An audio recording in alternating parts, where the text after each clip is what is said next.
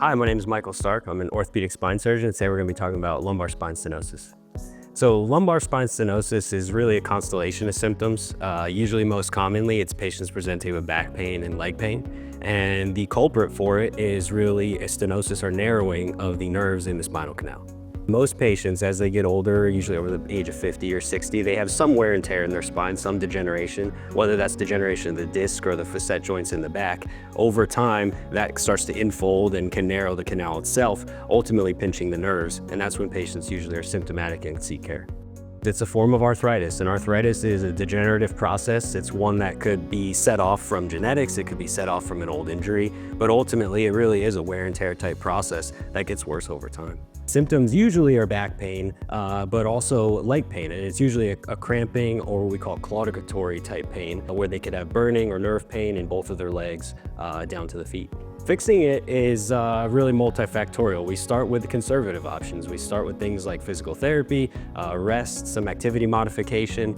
We could trial medications. Sometimes it's as simple as adding an anti-inflammatory. And then when those fail, we move up the ladder a little bit in terms of invasiveness, trying procedures, things that an interventional pain management doctor might do, something like an epidural injection. And ultimately, if all else fails, surgery is an option. And in the mainstay of surgery for spinal stenosis, it's really decompressive procedures, things like laminectomies, which we try to do as minimally invasive as possible to unroof or remove that stenosis which is crowding the nerves. The canal is obviously three-dimensional, creating a tube. And when we remove one side of it, then that allows the nerves to drift away from any stenosis and ultimately providing relief for patients' pain. Sometimes patients require a little more. They may need addition of hardware to stabilize the spine.